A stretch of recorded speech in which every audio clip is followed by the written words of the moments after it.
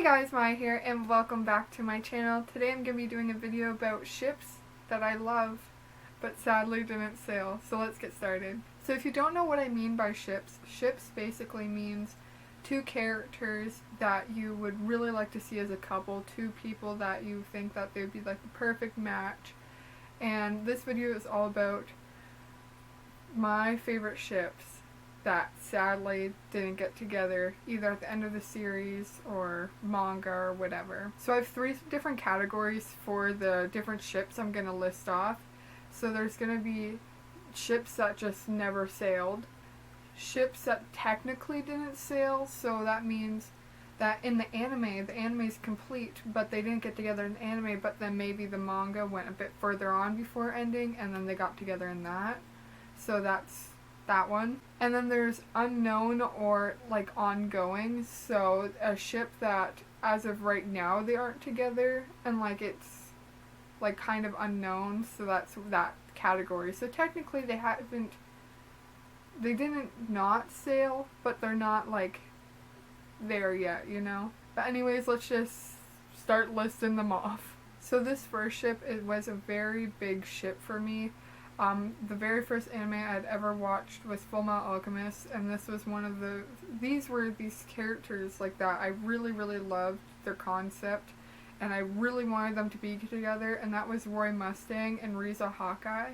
Throughout the series, Riza was so supportive of Roy, and Roy was so protective of Riza that they almost seemed like they were already in a relationship. They just had that connection throughout the series that they knew what they were thinking, they knew what was best for each other, and they were always by each other's side. They always showed their how vulnerable they were and all that type of stuff, and I really, really, really shipped them. Sadly though, in the manga and the two different anime adaptations, they didn't get together.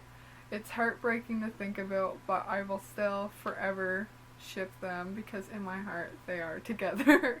I guess I should also mention that this is a bit of spoilers for some series. So the first one, like I guess like the Roy and Riza thing is kind of a spoiler, but ones that are coming up, or one specifically that's coming up, it has a big spoiler for the series. So I would just like to say that now. So the next couple is Nino and Yuzu from Anonymous Noise. This one hurts me so bad because I just found out recently that they didn't get together, and it's devastating. It's so upsetting. So basically, Anonymous Noise is an anime about music. We have Nino, who was in love with this boy named Momo. They were neighbors. And suddenly one day he disappears, and in her moments of despair, this is where she then meets her friend Yuzu. They become friends, but then he then has to disappear, or he ends up having to leave because he has a throat condition and he was transferred to a different hospital. 6 years passes and still no sign of Momo, but she comes across Yuzu at her new school. She begins to sing in his band in hopes of reaching out to Momo, and she ends up getting contact with him basically, and the whole beginning of the series, it makes you really hate Momo because he was such a jerk to her too. Like the moments that she would see him, he would ignore her or just be rude and whatnot. That was just his way of coping with the situation because he wasn't ready to see her yet. But he was really like hard on Nino, so she really relied on Yuzu, and Yuzu is in love with her, so badly in love with her that he will do anything. The reason why he started this band to begin with is because he wanted Nino to sing his songs. Like, it is such a heartwarming relationship that Nino and Yuzu have, and to know that they don't end up together is super heartbreaking. But then at the same time, now rereading the series and knowing that Yuzu and Nino don't get together in the end, things make a lot more sense in the story. Yes, you really want things to work out between them, but then also I understand Momo's perspective a lot more now, and Nino's perspective of the whole situation now, knowing that Yuzu loves her, and then knowing that she can't reciprocate those feelings because she's still in love with Momo. So I'm not as upset as I would have been if I had completed the series sooner and not reread it, I guess. It's thanks to me rereading it that I understand Momo a bit more, so I'm not too as upset as I would have been about the ending, but I really love Yuzu. He is my favorite character in the whole series. So it makes me sad that he's heartbroken, but that's how it be sometimes, I guess. So now for the last couple for the Didn't Sail group. And this is a couple that will kind of give spoilers toward the series Code Geass. So if you don't want any spoilers with that, just skip ahead a bit. But my favorite couple in Code Geass was Shirley and Lelouch. If you watched Code Geass, you know what happens to Shirley. But throughout Code Geass, Lelouch was going through this vigilante thing where he wanted to make the world better, but he had to do bad things to do that. And as time went on, Shirley then was kind of cluing in that something wasn't right. But no matter what, she always assumed that Lelouch was doing these things with good intent.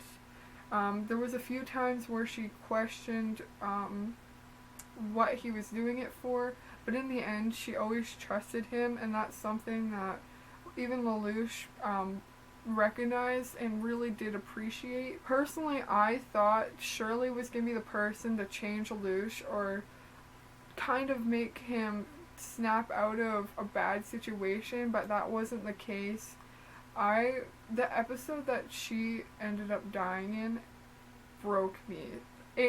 I couldn't watch Code Geass for probably about 2 weeks because I loved this ship with all of my heart. Like, they gave a Valentine's episode towards that ship. Like, they pushed out that ship and then broke all of our hearts.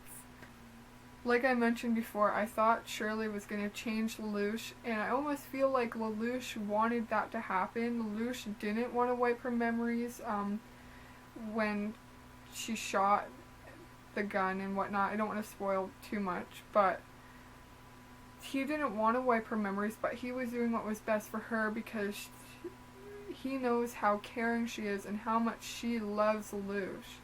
That the only way for her to not feel the guilt and be miserable for the rest of her life was to wipe her memories, which was devastating on Lelouch. And then later on, when Shirley realized that her memories were wiped, was really devastating on Shirley because she knew that she would have had a lot of grief and she would have been very upset about the whole situation, but because of the memories being wiped, she was unable to help Lelouch through these hard times, and he was kind of by himself, grieving by himself about this whole situation. I'm starting to realize how sad this video is making me because it's all my ships that didn't sail, but it's getting better because this is now the segment of ships that technically didn't sail. So in one of the mediums, either manga or anime, they end up getting together. So the ship for this segment is Katora and Watanuki from Inu X Boku SS. This ship isn't one of those ones where I'm like super crazy about it, but I really enjoyed Inu X Boku. It's probably been about like 4 or 5 years since I watched it, but this is one of those couples that like whenever I think of a ship, I always think of them. Even though they are not the main characters of the series, I really did enjoy their relationship. As for the anime, they do not get together in the anime. That is the only medium of the series that I watched, but while doing research for this video, I found out that they got together in the manga, so that makes me feel a lot better. That's why they are in the technically didn't sail, because I had only watched the anime and they did not get together in that. I really love the concept of the relationship. Like, it's really basic, I guess, when it comes to shipping standards. We have Watanuki, who is absolutely in love with her, will do anything for her, is very protective over her. And then we have Katora, and she is very almost oblivious, but yet super aware at the same time. She is known as like the straight face waifu. Like, that's how I remember her being, like, what she was called or whatever when I first watched the series. And the concept between their characters is so cute. Like, we have Watanuki, he wants to be with her so bad, but he's so shy. And then we have Katora, who doesn't really understand that he has, like, these, like, super strong feelings for her, but she is almost like the one initiating all these things that are slowly happening within, like, their relationship as it progresses. Now knowing that they got together in the manga makes me want to read the manga. Also probably rewatch the anime because, like I said, it's been years since I've watched it, so I don't remember a lot of their interactions within the series, but for me to even remember their relationship really means that it was an important ship for me then, and it's one of my favorite ships even now. That was the only ship I could think of for that segment. I don't have a lot of ships that I'm very, like, headstrong on. There was a point in time where I really shipped Naruto and Sakura. That was, like, early on into Naruto, and then I realized Sakura is garbage. Like, you can't tell me that she is not the most useless character in Naruto. Like, what has she done? Like, there's literally a point in the, like, in Naruto or whatever, where, like, when she stopped wearing her headband, she's like, when I become, like, a real Hidden Leaf Village ninja, I will put this headband back on. And she never put it back on for the rest of the series. Like, she even knew that she wasn't a good ninja. So for the next series is ongoing ships, so either anime is going ongoing, or it's unknown of what the relationship is, but a lot of people speculate one thing. So the first ship I'm going to talk about is Deku and Uraraka. I absolutely love these characters as much as I love my yaoi ships for Boku no Hero Academia. I will always ship Deku with Uraraka because that is the most canon relationship that you will probably get within the series. Seeing that she already has feelings for Deku, or like Midoriya. Like I said before though, I do ship Deku with Bakugo and Todoroki. So it's like one of those things that I know it won't happen, so I'm just gonna have to stick with the Midoriya and Uraraka. And I'm not saying that I don't enjoy the ship, I really do. I think it's very cute and very pure and sweet. It's just Midoriya is very oblivious to her feelings, so once he gets a little more brain smart, get a couple more brain cells in there, and he begins to realize that she has feelings, then maybe I'll ship it like super hardcore, but as of right now, it's still one of my favorite ships, but it's not like high up there. And finally, one of my favorite ships that is in the ongoing unknown category, Victor and Yuri from Yuri on Ice. This is one of those ships that I'm very confused about because in the anime they exchange rings, they kiss, they show off, they do a lot of things that are very relationship-esque, but it was never said in the anime. They never confirmed that it was engagement rings. They never confirmed that they were in an intimate or couple-like relationship.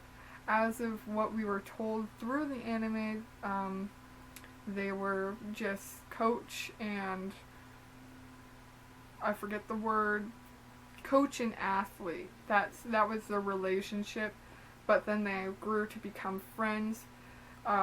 If anyone has, like, because I tried looking, and a lot of the sources didn't seem very, like, official or, like, trustworthy, but if you have, like, an official or, like, a reliable source that says that they're in a relationship, please let me know, because that will make me very, very happy.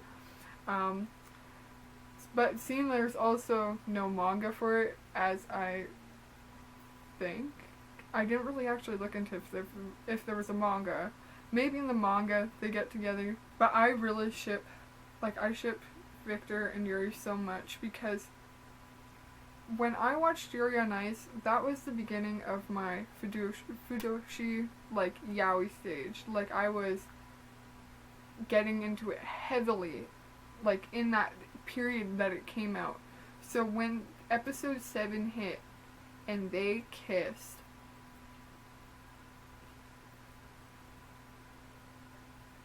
I lost my mind. I'll just tell you that. I remember when it happened too. I'm normally not the one to run upstairs and be like, this happened in a show. But I remember I was crying. I was so happy when they kissed on the ice. I went upstairs and told my mom, my stepdad, my sisters.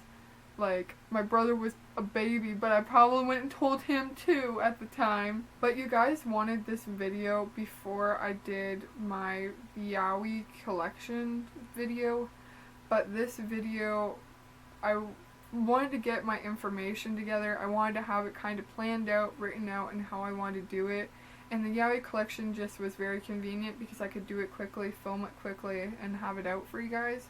So that's why it's coming afterwards, even though you voted for it before. So I do apologize for that. I don't just do the polls to not listen to you guys. This was how it's gonna work if I wanted to keep on the schedule. And again, if you do not know the schedule, I post every Tuesday and most Fridays. Out of the last, like, almost 3 months, I've only missed 1 Friday, so I'm doing really good. So please do subscribe. I've noticed while checking my analytics today that only 10% of you are subscribed who are watching my videos. So I really appreciate if you'd like to subscribe down below. I do anime, manga, cosplay, and video game content. But thank you so much for watching. Comment down below and tell me your favorite ships, if they sailed or didn't sail, or if it's ongoing and you hope that they'll get together. And I'll see you in the next video. Alright, bye everyone.